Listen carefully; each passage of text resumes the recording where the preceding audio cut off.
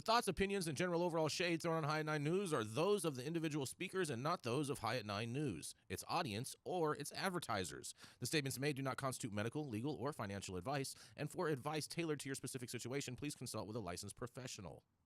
Welcome to the High at 9 News Hour, where you will hear from cannabis industry experts and professionals from around the country talk about important topics while shining light on global issues and discussing cannabis as it relates to politics, regulation and reform, data and technology, science, research and medicine, family and parenting, art, celebrities and entertainment, fitness, sports, mental health and wellness, and plant-based medicines and entheogenics. Together, we are building a stronger community, fighting the stigma and creating change. With your hosts, Jason Beck and Rico Lamitte, joined by special industry expert correspondents from around the country, and daily antics brought to you by Cannabis. Coming to you live every Monday through Friday at 9 a.m. Pacific Time and high noon on the East Coast. And thank you all for getting high at 9 with us.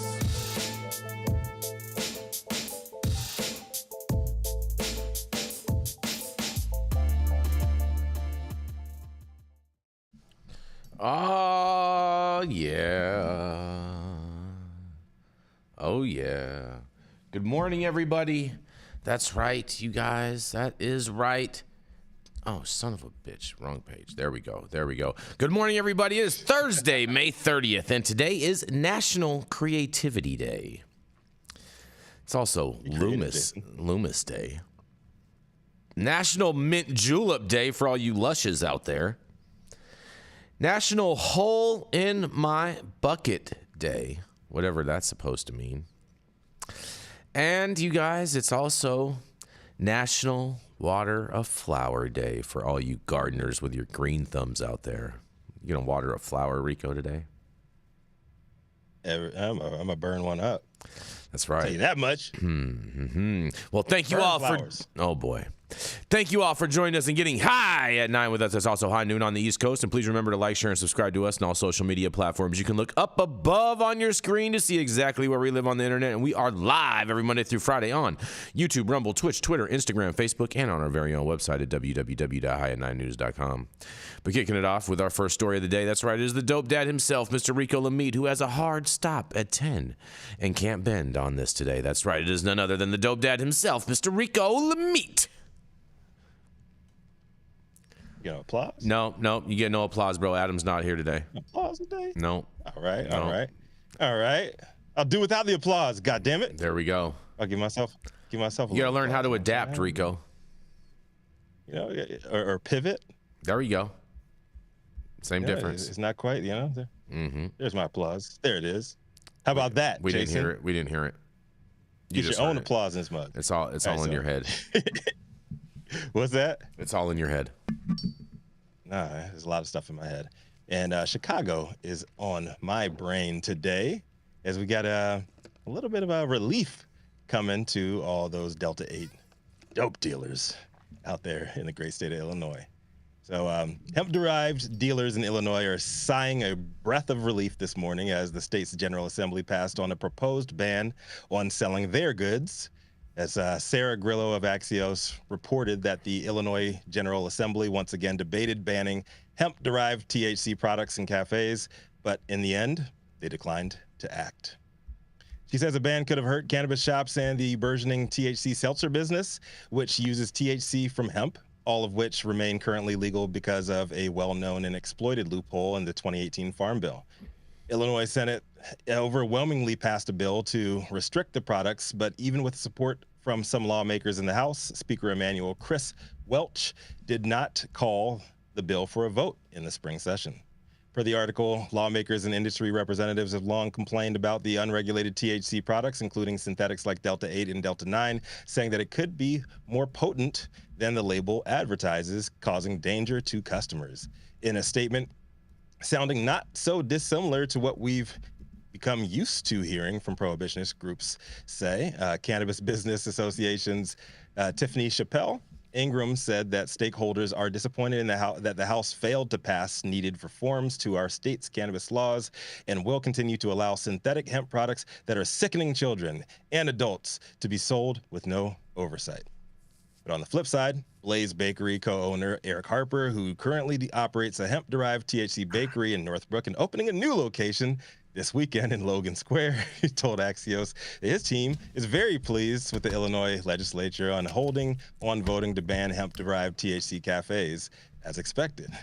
The current bill was based on flawed science, disregarded job opportunities, and equity within the mature hemp industry in Illinois.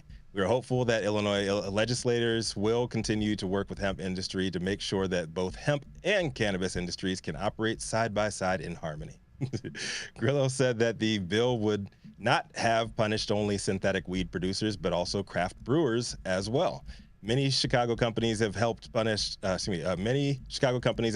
THC drink industry grow nationwide, like what we saw go down in Minnesota, as it actually saved their craft beer industry, and Jason Beck refuses to acknowledge to this day. But the truth is, drinks are now on the shelves at many Chicago liquor stores, and Mars Community Brewing's Ed Mersweski told Axios that he's looking forward to working with the same legislature to formulate a more socially equitable and fair regulatory path as an alternative to the job-killing bills that were proposed. And with Chicago being the craft brewery town that it is, and with my own personal roots working once in the craft brewery industry in that city, I wholeheartedly empathize. It'll be interesting to see if it ultimately gets passed and what it means for the rest of the nation's derivative culture. And despite common cliche rhetoric claiming the opposite, genies can be put back into bottles. But all it takes is just a little rub from another angle, and you better believe that motherfucker gonna be right back. All right, so my name is Rico Lamitte, the dopest dad on the street for High at 9 News, and I am anti-regulation. I'd like to hear from the rest of the team here. Illinois going to backtrack on this, and is it going to just be shelved for good? Illinois, I mean... Money talks, guys. Money talks. Money. They're making money. They don't want to take it away. They're lobbying like hell to keep their flow of cash. Who's backing this bill, Rico? Like, who's putting the money behind it? Is it the Wrigley family? I guarantee. Is it Cresco Holdings? Illinois funding Illinois this? Cannabis is run by MSOs. It's run by MSOs, big money interests, and the like. And the truth of the matter is Chicago is a union town. Chicago is a group job city. And is that related to groupthink? It is a big union city. It has a lot of people that pull together, and there's a lot of jobs out there that are going to be killed if you do away with these derivatives, right? Like, so it's going to happen, and I don't think this is going to actually get passed. Mm-hmm. You know, I don't think it's going to get passed either. I think they're gaslighting people, and I think maybe they're measuring the levels of public discourse in regards to these types of things too. That always could be something that they're doing just to throw a little something out there in the water and see what chums up. It's an interesting test case because Chicago is such a union workers first city. Mm-hmm. And it'll be interesting to see if other states try to follow suit and try to do this in a different way, in my opinion. You know what? What do you think, Dale or Yarrow, on this? Well, I think that we're going to see some movement from the feds to clarify some of these intoxicating cannabinoids and see if that makes any difference. But how can they do that, Dale? How can they do that? How can they do that?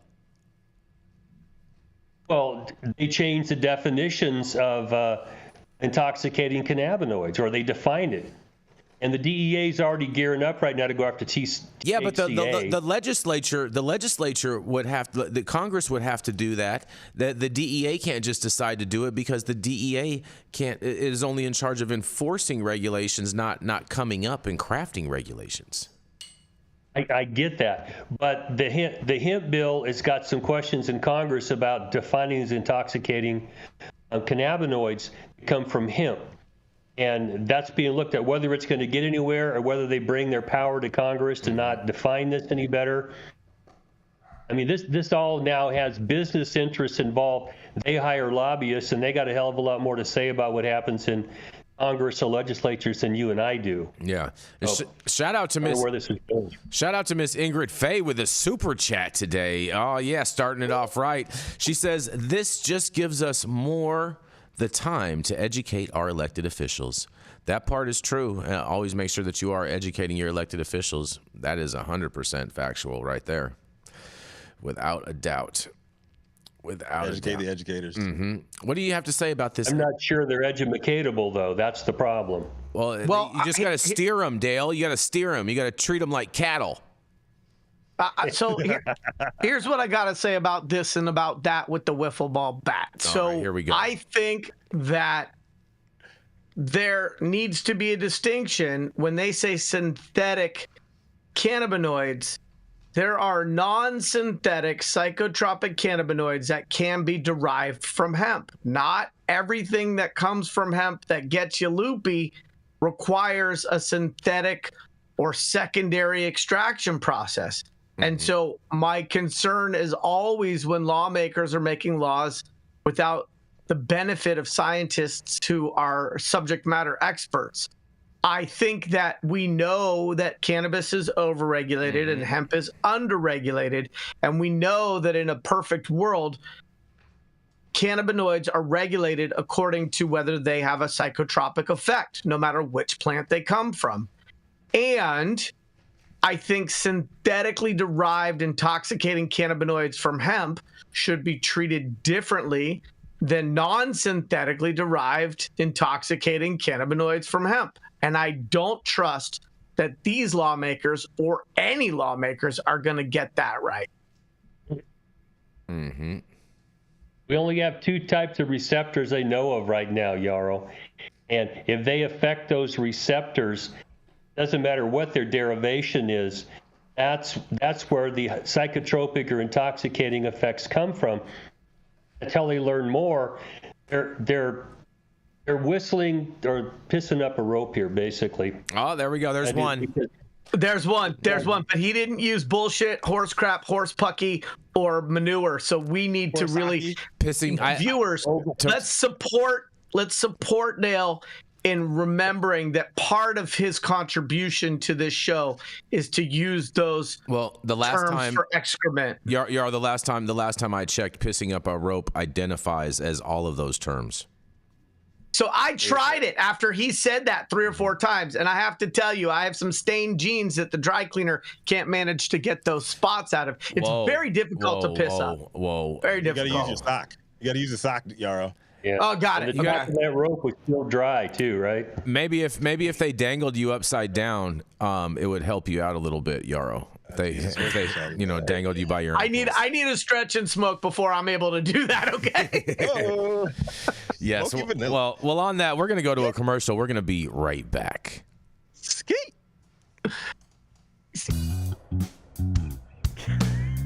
Oh man, that was weird. Hey, you America. Do I look like Sean Connery?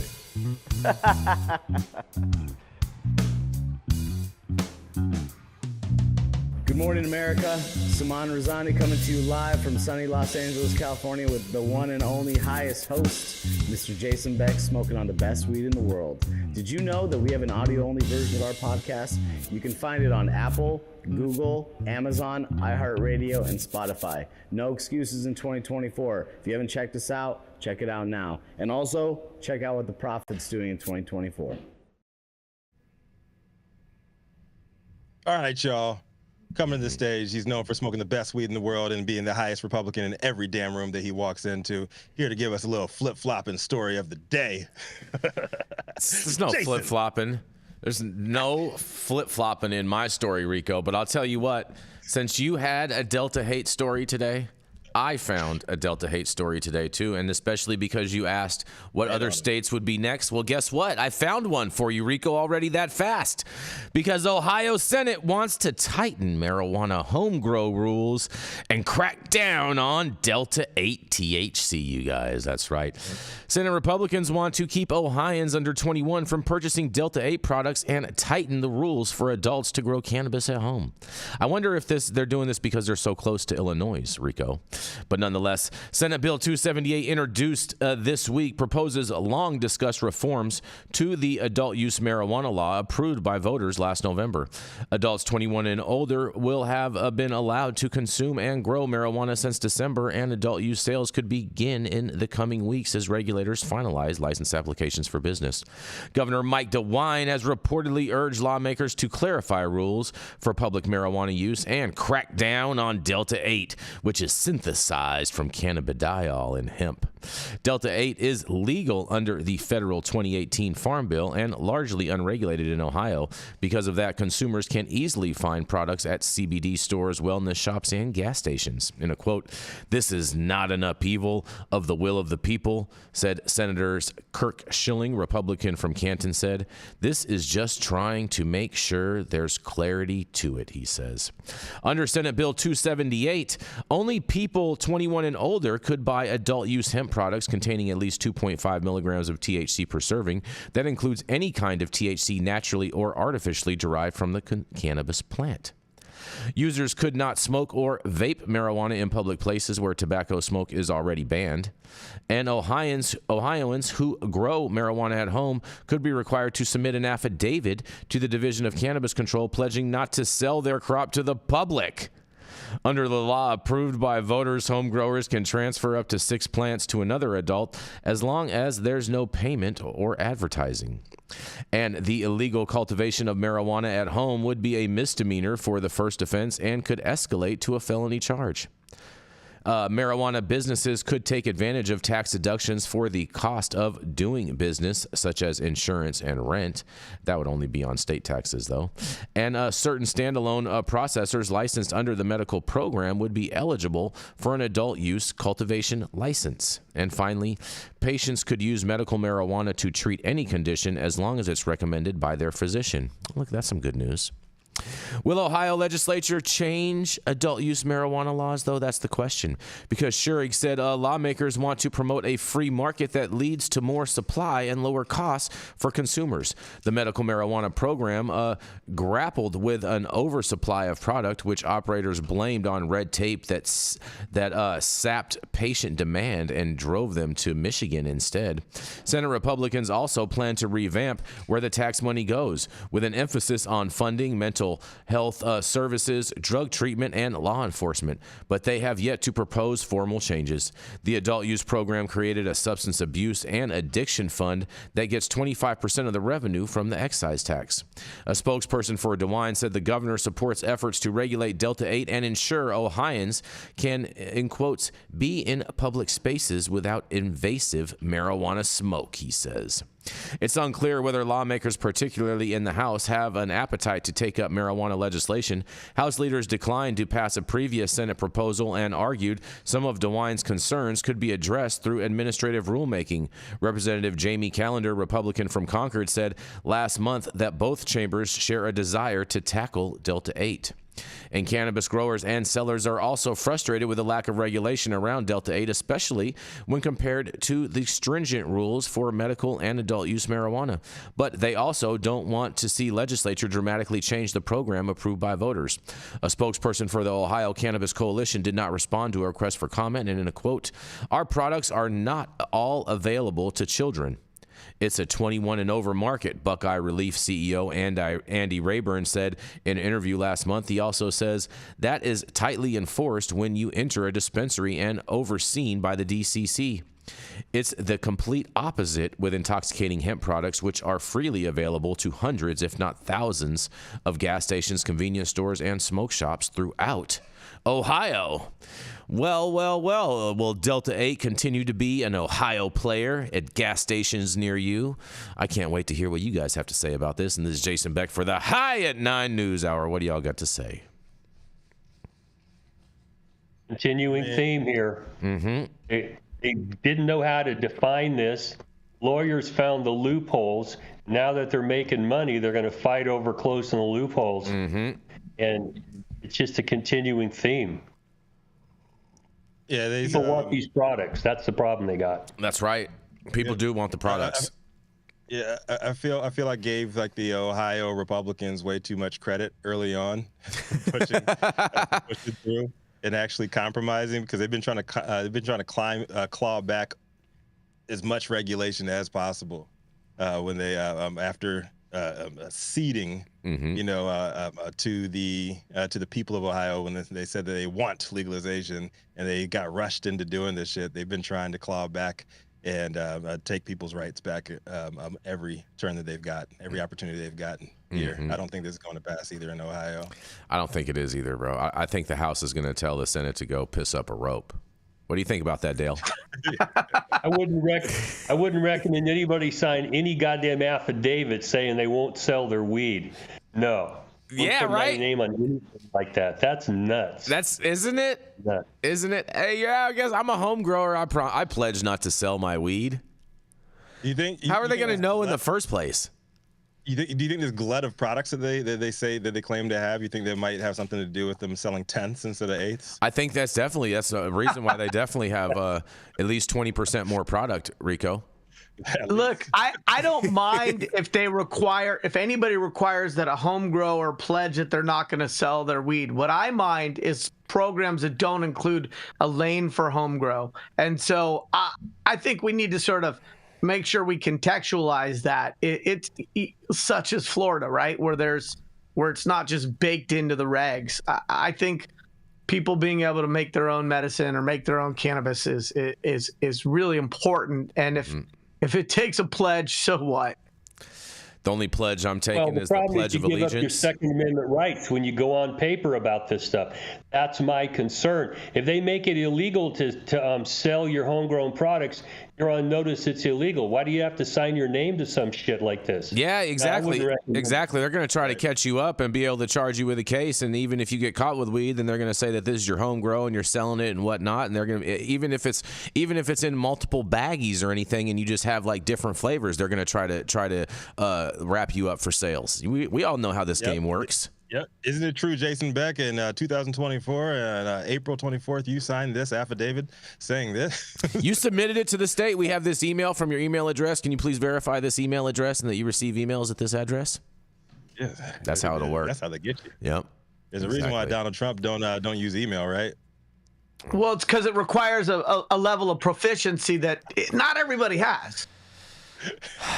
You guys. He has his bodyguard carry a phone. That's how he talks to people. That's what he has his lawyers for, you guys. That's what the lawyers are for. What happens when you fire the fixer, though?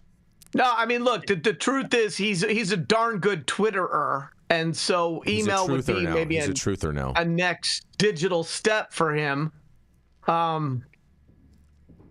Yeah, we'll see. Call me, Donnie. I'll walk you through how to construct a good email. The only thing that can save Ohio right now is it was two people. Nick Lachey. John Boehner and Nick Lachey. John Boehner and Nick Lachey need to come out of their hiding and address the citizens of Ohio and get them the weed that they deserve. Yeah, John Boehner's not going to do it. He's probably hanging out in that basement with Biden. Isn't that the guy who always liked to tear up? Didn't he always like to tear up? He did. He used to cry a lot. He used to cry a lot. He was a crier. He was a crier. I don't know. I don't understand all that. He was a spray tan crier. He was. So, he emotes all of the emotion that Donald Trump lacked. So. Oh God! Stop the cap! Stop the cap! On that, we're gonna roll right on into Attorney Dale Schafer. He's the founder of Armada Law Practice, and one point in time did some time for a cannabis crime. Here to change the narrative and piss up a rope. That's right. It's your favorite crazy uncle. That's right, Mr. T.O. Loco, Dale Schafer. Good morning, everybody, and Yarrow actually tried to piss up a rope without taking the metaphor, but we all have to try our stuff. I'm back today with another juicy and raw case. Is it raw? Raw dog? It's raw. It's raw dog. Yeah, dog, and roll me over, lay me down, and do it again. This is coming out of Colorado federal court.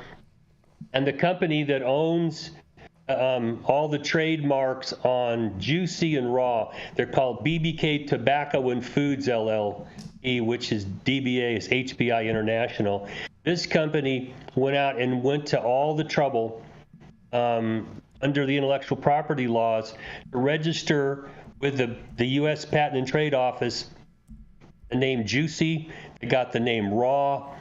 They've got products that are trademarked under the Juicy label. And they've also got domains that they've captured, and they're part of their intellectual property rights. And they've now chased a company in Colorado, and this company's name is J&C Corp, DBA Juicy Concentrates, okay? And it seems that whoever was advising this company about the name they were going to grab and run with didn't do a very good search through the Patent and Trade Office. And the company that owns Juicy and Raw has been very successful so far because they secured trademark rights to the Patent and Trade Office. They've got registered numbers. There's photographs you can look at. The name is unique enough that they're claiming that you can't tread on our property. And they've been very successful in the suits they brought because they took these first steps. They've gotten injunctions out of Nevada stopping any more use of Juicy. And I see that they're going to continue to roll.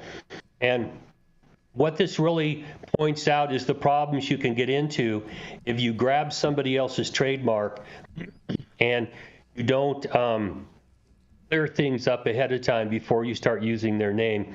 Because what they're asking for is injunctions to stop them. They want all the product back to the Juicy company so they can destroy it. They want disgorgement of all profits. They want you to stop using all these domains that mention Juicy in them. And then they want damages for reputation and damage and things like that. Now, I know I've talked a couple of times in the past about these IP rights, but Juicy seems to have done it correctly, and I've formed some corporations where we brought an IP attorney in very early in the process, and we've had them go to the U.S. Patent and Trade Office and run all the names my clients are thinking about using. And then they pull those names, if it's anything close, and they look at the trade dress, they call it. What does it look like? The colors you use, the type of letters you use, any background scenes you might use. And you get all that cleared before you launch using a trademark that somebody else is using. Now, the problem with cannabis, and this BBK company is now moved into cannabis, is that you can't get PTO protection, Patent and Trade Office protection for cannabis products, but you can for hemp. And this is the tobacco company. And they were selling tobacco vapes all over Colorado under the Juicy name. And inside these cannabis stores, this other company was selling Juicy products under the cannabis label. So there's direct confusion within the state. So what I want people to learn from this is that if you're going to set up a company, especially in the cannabis industry, where you're going to start using a name and a trademark to sell things, you need a good IP attorney from the gate. Research the names, look at the trade dress you're using, make sure that you can secure through the Federal Trade Office all the trademarks you can on non-cannabis products. These are merchandise, things like that is what we typically do. And if you're into hemp, you can secure hemp trademarks through the USPTO. Now, the USPTO gives you primary rights over these products, and that's why they're in federal court. And my suspicion is that this Juicy company in Colorado is going to get spanked. And a lot of these companies facing these Juicy complaints have just defaulted, thrown their hands up and walked away. Now, I don't know what that means when you go on further after default. You go secure injunctions to stop them, and you get writs of mandate to take all their product back and destroy it, and then you seek damages. I don't know where that's going in these default cases. But this is going to be pointing out to people across the cannabis space that you can lose your ass if you're not careful in how you go out and start marketing products that might infringe on some other company's intellectual property rights. I'm going to throw this back to you gentlemen for your thoughts on this, and what do y'all think? Man, I'll tell you what, you know who I think has a claim on this, Dale, is all the OnlyFans models that wear those pants, you know, those sweatpants that say juicy all over the butt cheeks. I think that's who should have filed this claim. This is a this company may have those rights. I mean, they may have granted their trademark rights to put them on the ass of pants. I don't know. So I just have to say, when I met my wife, she was rocking them velour juicy couture sweatpants. Look at that. I don't know anything about OnlyFans, but I am a fan of hers, Heather. And I think this is yet another symptom of a nascent industry that didn't understand the complexities of being treated like a regular business coming up against regular business. If you want to be treated like a regular business, there's some good, some bad, and some ugly as a result of that. And we've seen that from candy names to the names of glues and construction products. And so, you know, your civil attorneys have to be a part of your team as you go into biz dev and entity formation and branding exercises in this business. You can't just sit around, smoke a spleef, and come up with a few half-baked ideas and hope to run with that, much less if you take on other people's money and try to scale something. And so, but because a lot of those candy lawsuits and the Gorilla Glue stuff are years in the rearview mirror, the fact that we're still coming up against this is just honestly at this point negligence for companies that aren't de-risking before they're out of the gate. And Dale, in your opinion, don't you think that juicy is kind of too generic of a word for someone to be able to patent? Well, that may be something to litigate. I mean, if you default and walk away from a case, you can't challenge that. Juicy's claiming that name is unique.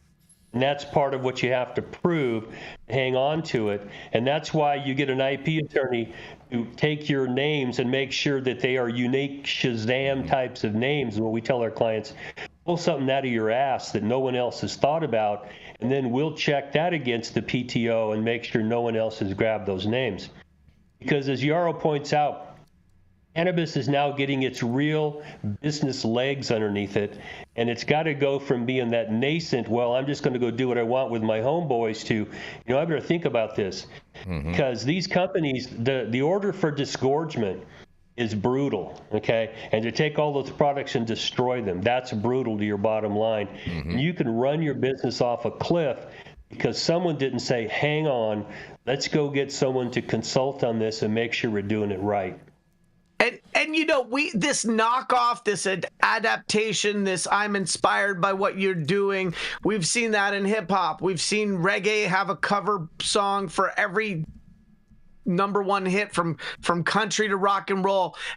My favorite California brand, unnamed, is a legacy guy from San Francisco who's a dear friend of mine, and he was adopting inspiration from Ferrari and some of these other things, as well as from Pellegrino products. And I called him up and was like, bro, I love you to death, and you're going to need to cut that shit out before someone cuts it out of you. And so if we care about the people who are standing up brands and we have a little bit of knowledge about where they could avoid risk, I think every single one of us who has more than a little bit of experience in these things needs to stand up and say, oh, that's good, but not good enough. Or have you thought about the negative repercussions of running that play that way? Whose lawyers I think need to take a real serious look at this case, Dale, is Cookie's lawyers. Well, because if these guys are not watching this like we are, but if they were able to get this trademark on Juicy, I would think that they could use some similar arguments to be able to get a trademark on Cookies, because to me it's just a very, very general term.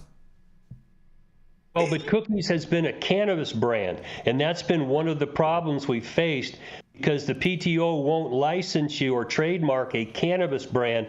But if you go into hemp and tobacco, Yeah, then you're. I'm gonna Dale, push back on that. hold on, I'm gonna Dale. push back on that. You know they sell because they sell they more sell clothes. clothing. Yeah, they So sell more can- clothes than they do They weed. can trademark it under the clothing, and if and when they have protection capabilities in cannabis when things change, but taking the same brand and validating it in commerce outside of cannabis to be able to try to establish those existing protections. You're the lawyer. I'm still trying to figure out how I can piss up a rope, but tell me I'm not wrong. Tell me I'm wrong. You're I don't absolutely think I right. am.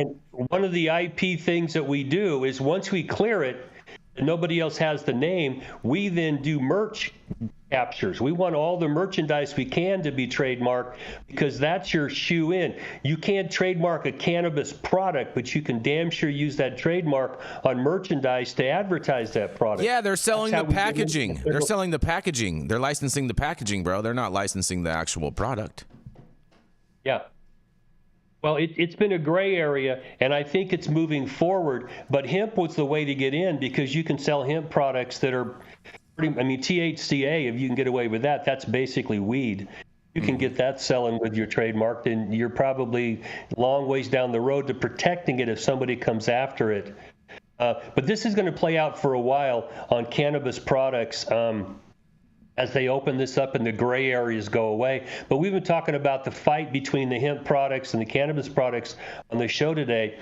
And that's where some of these lines still haven't been cleared up. Because if it's a cannabis product that you're trying to trademark, you're going to have problems.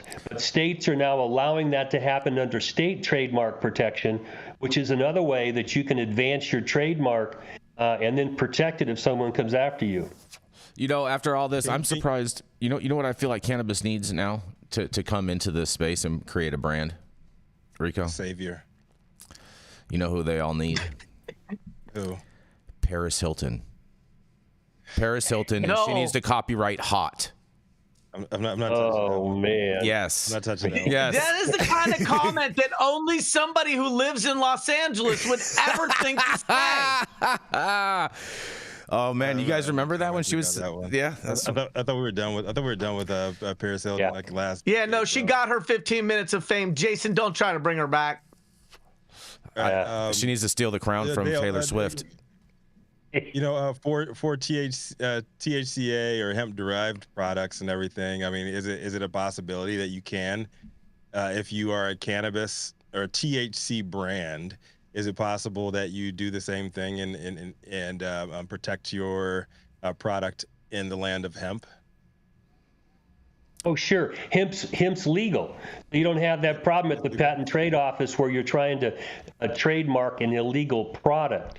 That's where you run into the brick wall. But hemp is a legal product. You can sell flour with CBD flour and then market that. And then once you get into the cannabis space, then you just take that same name and apply it to all the THC hot products. Mm-hmm.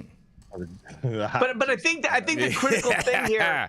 I think the critical thing here is that Dale is talking about IP strategy. If a brand doesn't have an IP strategy, I don't care how inspired it is, that entrepreneur is deficient and needs to hire some people to bolt on some subject matter expertise. So it's more EP strategies, more emotional property than intellectual property, right? No, it's about creating defensible products, defensible brands, barriers to entry. It's about protecting your shit. And so the game has changed, and because of it, the way in which businesses operate need to change as well. Mm-hmm. Yeah, so it never mind. Yep. As we do our initial business development discussions and you're picking the name of your corporation and who might be in your board and things like that, part of it is what are you going to market and get in early and grab names that you can protect and then have a marketing plan to use, say, merchandise and grab that name and get out there early and then protect it everywhere. I mean, Juicy and Raw now have put on the gloves. We're going to protect our IP rights. And you need to be in that position. And then please always reserve a fund for lawyers. Because if you need to hire a lawyer and you ain't got no money, it don't really matter whether you're right or wrong. You're going to lose. I think that's so. I think the biggest problem here is like anybody can reach into their ass and pull out something juicy and raw. Mm-hmm. Okay, I would like you to use I statements when you're talking about reaching out to get stuff. Just I statements. I don't know that I can pull out anything juicy and raw. I think when Dale said that thing about reserving a fund for lawyers, it may have sounded like a lawyer who just wants to make sure that his retainer is healthy. But the truth is, any cannabis business that doesn't have a budget for legal, that doesn't build in litigation into their use of funds and business model, that doesn't constantly think about not what can I earn, but what can I lose.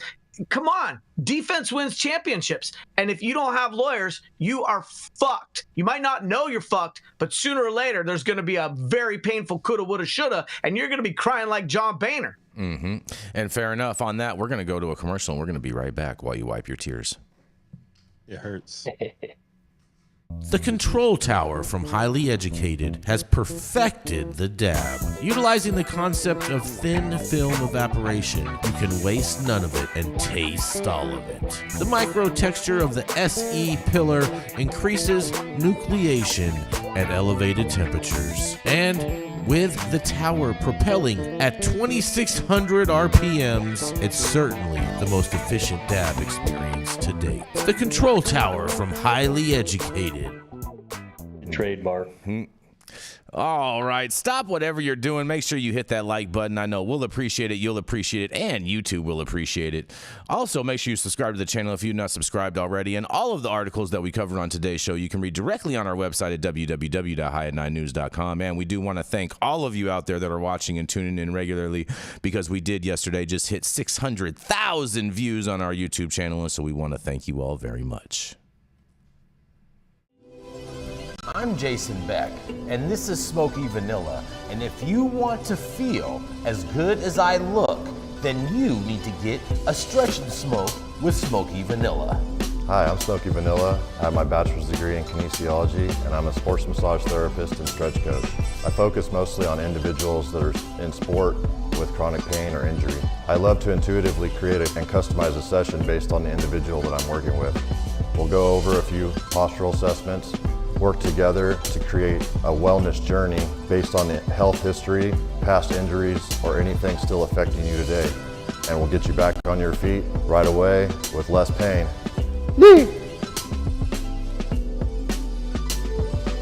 We're about to stretch, and then we're gonna smoke, because we're gonna get on our stretch and smoke.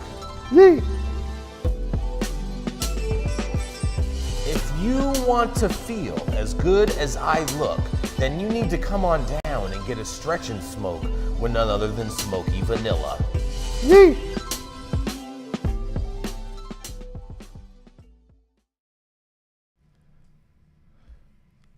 This second-generation cultivator is the founder of Special Teams Consulting and quite possibly the angriest, most passionate man in Northern California. We love him all the more for it every single day. Here to break us off with a little Thursday thirst trap. Sebastopol Sage himself, Yarrow Kubrin. I ain't saying nothing till I hear the applause. You're not getting Fuck no that. applause, bro. There's no applause. It's not working today. There's no one over there. There's no one over there to touch any buttons. No money, no honey. You better clap me in. We'll just roll into the next story then. Oh, stop it. All right. This is Yarrow Kubrin, Thursday, May 30th, High at 9 News. Thank you, viewers, for tuning in. My article today is about California police and law enforcement, and it is from SF Gate, Lester Black, who's done a fantastically consistent job of covering this industry. Thank you. The ship has sailed. California cops just reversed their opinion on legal weed. California pot farmers have a new and unlikely friend in government, the police. After years of fighting cannabis legalization, one of the most powerful law enforcement groups in the state is now in support of cannabis legalization, reflecting a transformational moment in cannabis policy. Earlier this month, the Peace Officers Research Association of California, an association of over 950 police unions representing over 80,000 officers, announced that it now supports marijuana legalization and legal pot businesses.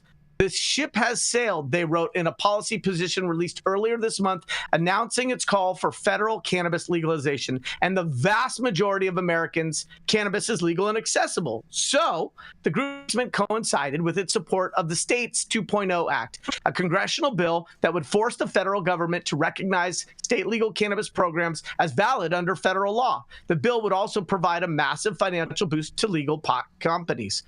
PORAC President Brian Marble told SFGate the bill would allow federal authorities to coordinate directly with local law enforcement to fight illicit cannabis companies and support legal pot farms. We're not making moral judgments as to whether you should smoke it or don't smoke it, but we want to make sure legal cannabis companies aren't being drowned out by the illicit market, Marble said to SFGate. If approved, the bill would create massive cash windfall for the legal industry by reducing its federal tax rate, creating a pathway for California pot businesses to legally export their products across state lines.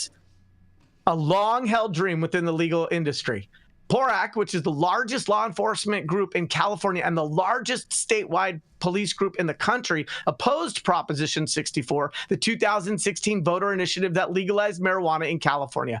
But the group's opinion has shifted as cannabis became more normalized amongst police officers in the state, according to Marvel. A fair amount of officers patrolling the streets nowadays know nothing other than legalized marijuana in the state of California. They are much more receptive to conversations on marijuana. Marvel said the federal pot prohibition requires local law enforcement to do the majority of the work fighting illegal cannabis operations. If federal prohibition ended, however, federal officers could help fight the illicit market, thereby freeing up more local police to fight other types of crime.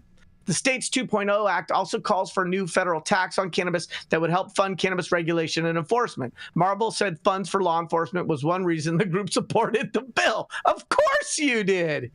PORAC was joined by Oregon statewide law enforcement officer group in announcing that it supports the state's 2.0 Act. PORAC said the statement to SFGate that it was the first time a statewide law enforcement group had supported a pathway to federal legalization.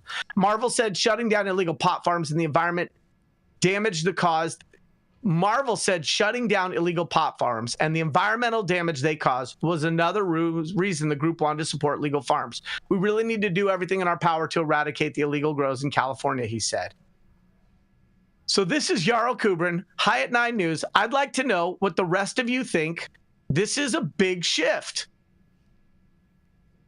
This is a big shift. What do you guys think?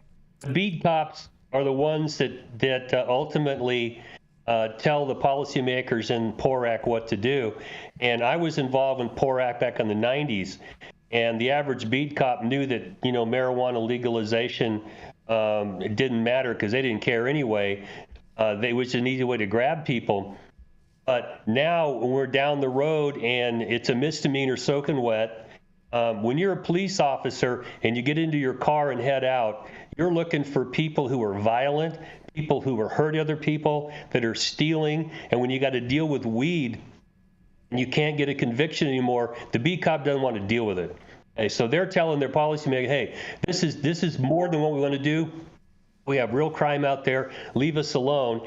But I also see that, hey, if we give you a little bit here and you give us some money, then we're for you. No, nonsense. Well, they recognize that the local cops are the ones that are doing all the work in trying to deal with marijuana across the country, because that's how it was set up from the gate.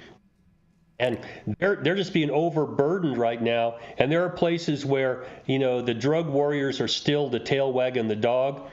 But in places like California where smoking weed, they don't have to do the paperwork. They don't even want to deal with it. So it's a reality on the ground that they don't have the forces out there to deal with weed. And let's see if we can just boost the legalization and green light that, and then let the feds go after these illegal growers. Well, Dale, don't you think, too, that part of this also is due to the fact that they don't really get a lot of brownie points, the bigger the bust, the bigger the boost kind of thing, as far as towards their promotions or whatnot, by actually busting cannabis individuals. It's like it's not sexy anymore. They're not getting enough points, and it's wasting too much time, and the prosecutors aren't prosecuting. So it's like, why enforce that?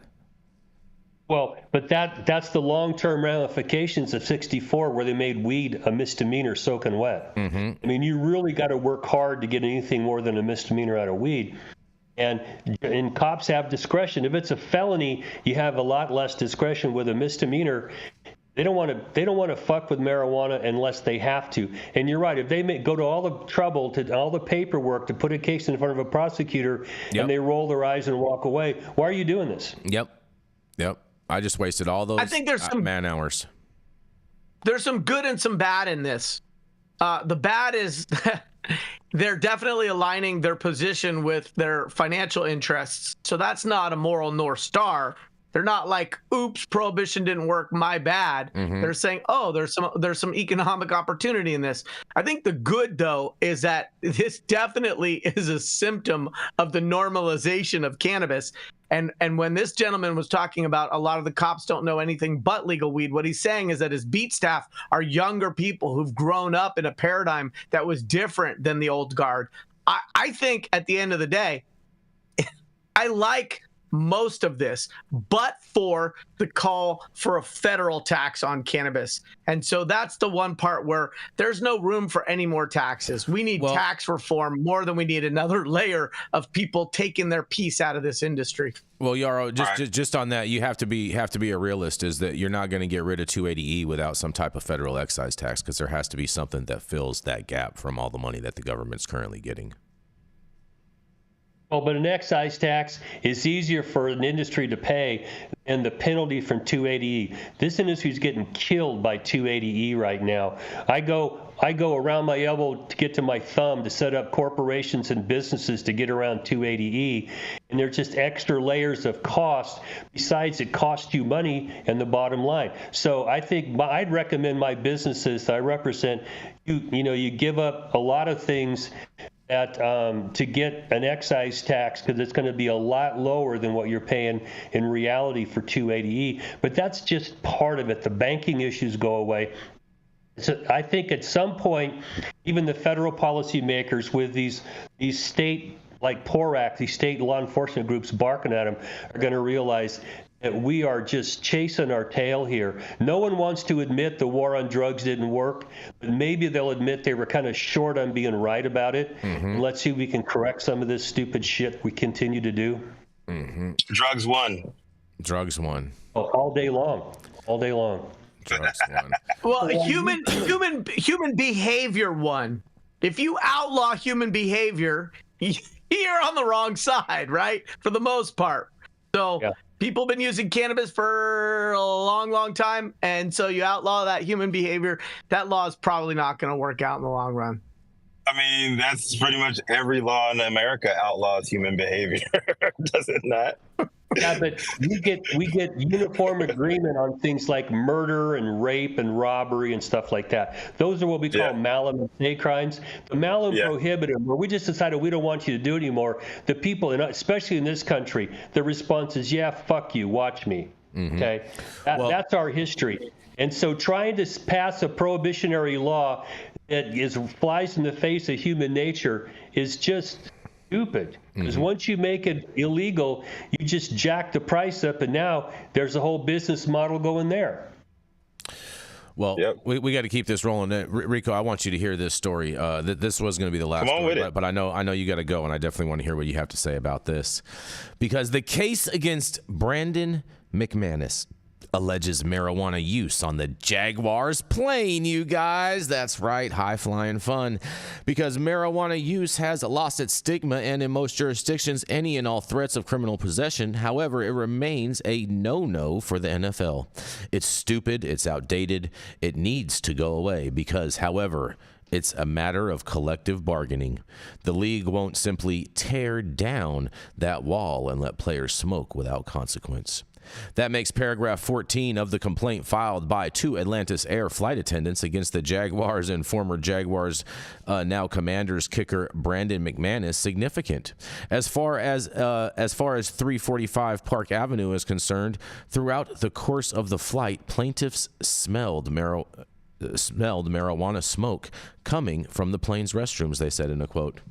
The Jaguars already have a potential problem arising from the potential violations of the alcohol policy that will come to light during the litigation. The marijuana angle creates a separate set of issues. If people were smoking in the bathroom on the plane, plenty of other people will have smelled it. And when the players and other witnesses to whatever McManus did or didn't do testify under oath, they'll have to say what they saw, heard, and smelled. That testimony could, in turn, get one or more players or other team personnel in a pickle with the substance abuse policy.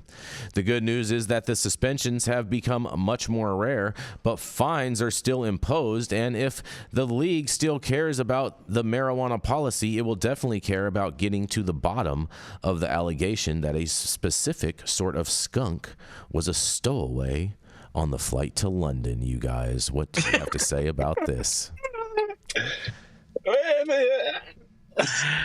I'm thinking like Pepe Le Pew. Bro, how good is this? I mean, they're just... Dude, like, you're smoking on the plane on the international flight. They were on their way to go play in London. Like, yeah. This is crazy. I mean, it could have been on the way back. We don't know. It could have been on the way there, on the way back. We're not sure. I mean, just post Brittany Grenier, I just don't really have a lot of compassion for people who can't. Like, dude, just fucking pop an edible, bro. Yeah, right. Like, what? I feel like this is a perfect time to plug Smoke Buddy, because Smoke Buddies are perfect for this type of usage when you're on private jets. Yeah, I got nothing to help this guy out. I got no words to help this dude. You have no words for this guy? Man. You're smoking weed in the bathroom in a plane, an international flight. Like, allegedly. Allegedly. This all could have been THCA that he vaporized. This could be 100% You're not allowed legal. to smoke anything on an airplane, and it's been like that for so long. I hope this guy's an amazing athlete, because clearly he's also a fucking idiot. Yeah. Bro, like, I mean, is he though? He went to the bathroom. He went to the bathroom. He went where you could just, flush it out the plane. Dude, his judgment is shit. When he took a shit, he should have just left it at that and come back and sat in his damn seat. Maybe he realized that he had it on him and was like, oh my God, I have to get rid of this. And this is the only way I knew how to get rid of it on the plane. It's a business trip. I wouldn't buy that story. Like, what? Really? That was your story? That's the best story you got? Mm-hmm. You fucking moron. Mm-hmm. Oh, he is stupid. He is stupid, man.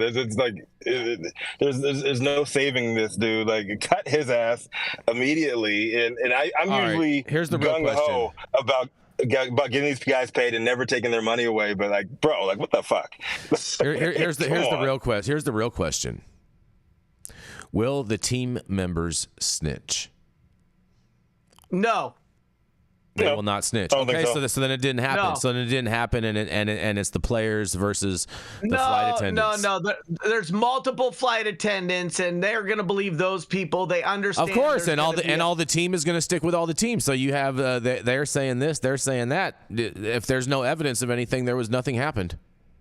No, there's Dale. There's evidence. Give me a. You don't know that there's evidence. You're speculating. No, someone who goes, I smelled it, and the attendant next to her, I smelled it too. How do you know? How do you know they didn't eat edibles and they farted? Yeah. Well, just to be clear, you'd never be able to get close to a witness chair and even think about saying stupid shit like that. It would not come into court. There's plenty of evidence, and I'd argue, well, this team has pulled itself together to save their buddy and complaining, I didn't smell a skunk. Bullshit.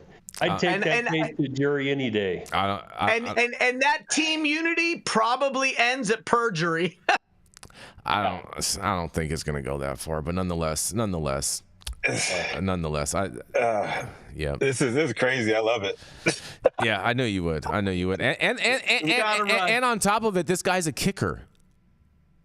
Yeah, like he's just a kicker.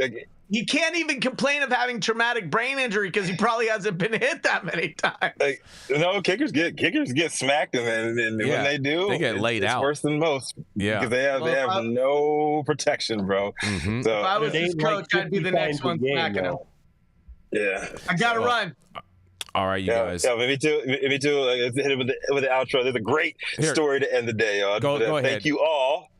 Thank you all for joining us. We got another special High at 9 news. You can always catch us. live at 9 a.m. Pacific and 12 noon, high noon on the East Coast. Big shout out to our super fans. Ingrid showing some love today. Chi-Town in the house. Oh, yeah. Getting their comments posted big on the big screen, and everybody else catching us live across all media platforms. To our vetted correspondent team tuning in from all over, bringing us much needed variety of perspective and your respected opinions to the table too. Our production team, Cloud Media Partners, our sponsors keeping the lights on and AV struggles to a minimum. And do we have Adam in the back today? We got Millie in there. Millie? No, Adam is virtual. Dude, Millie rocking back? Adam is virtual. Adam's moving. He's virtual. Yes. Da-da-ding. That's why you get no applause today, Rico. He's virtual. Okay, pause on the applause. I guess it is what it is, man. Pause. But big ups to Cannabis Sativa L, the reason why we show up to read these stories every single day. Thank you too. It has been Thursday, May 30th, 2024.